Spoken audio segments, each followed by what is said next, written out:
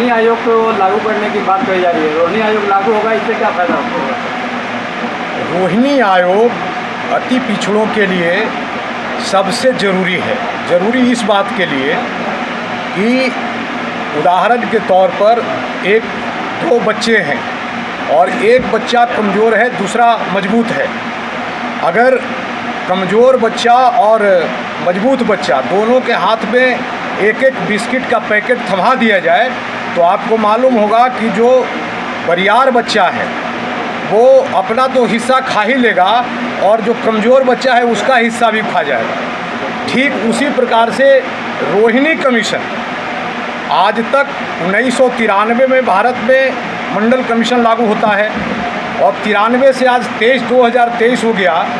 इस 27% रिजर्वेशन का थोड़ा भी लाभ अत्यंत पिछड़े वर्ग के लोगों को नहीं मिल पाया है।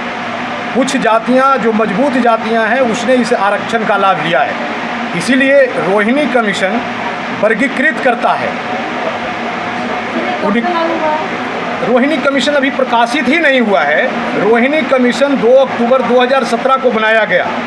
माननीय भारत के प्रधानमंत्री जी ने इसको बनाया और उसको मात्र 6 महीने के अंदर रिपोर्ट प्रकाशित करना था।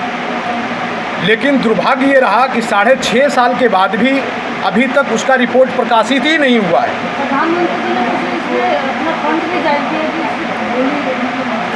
नहीं, ये बजाब्ते कॉन्स्टिट्यूशनल है और इसमें G Rohini retired chief justice Delhi high court है और ये कमीशन ऑलरेडी सरकार ने संवैधानिक तौर पे बनाया है और जो कमीशन है उसने अपना रिपोर्ट भी स्टडी करके बनाया भी है, लेकिन अभी तक ये प्रकाशित नहीं हुआ। विगत दिनों लगातार, चूँकि हम लोग 1.5-2 साल से आंदोलन पर हैं, कभी दिल्ली में करते हैं, कभी पटना में करते हैं, बिहार के अन्य जिलों में जा करके कर रहे हैं, तो कहीं न कहीं सरकार को हमको लगता है कि कुछ चेता है। और सरकार ने अभी कल ही के हमने प्रिंट मीडिया में देखा है कि रोहिणी कमीशन के बारे में रिपोर्ट जल्द आने वाली है, ये केंद्र सरकार कहती है। और दूसरी एक बड़ी खबर ये है कि अब आजकल नेशनल न्यूज़ पर जो नेशनल बड़े टीवी हैं उस पर भी रोहिणी कमीशन की चर्चा होने लगी है। ये रिजर्वेशन कोई भीख नहीं है। रिजर्वेशन हमारा संवैधानिक अधिकार है और रिजर्वेशन सिर्फ वैसे लोगों को मिलता है जो सामाजिक और शैक्षणिक रूप से पिछड़े हुए लोग हैं। ये भारत के संविधान में प्रदत्त शक्तियाँ हैं। तो हमारा ये कहना है कि जो शक्ति हमको मिला है, जो अधिकार हमको मिला है, वो अधिकार हम तक नहीं पहुंच रहा है। सिर्फ इसके वजह से नहीं पहुंच रहा है कि उसमें जो मजबूत जातियां हैं वो रिजर्वेशन का हक वही ले लें।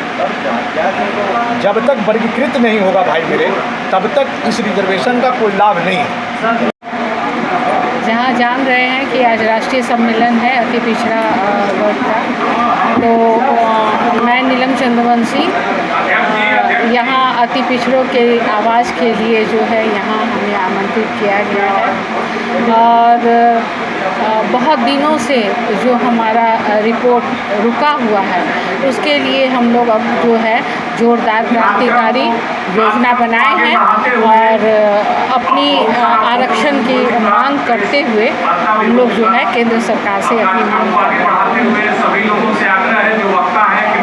ये जो अति पिछड़ा अखिल भारतवर्षीय अति पिछड़ा आरक्षण मंच जो बनाया गया, ये अति पिछड़ों के संघर्ष के लिए ही बनाया गया है।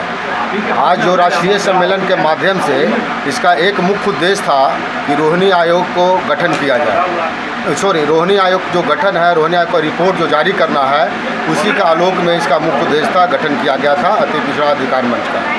तो इसके माध्यम से कई बार संघर्ष किया गया। हम लोग 12 नवंबर को गर्दनीबाग धरना स्थल पर भी इसका धरना दे करके सरकार को आगाह किया।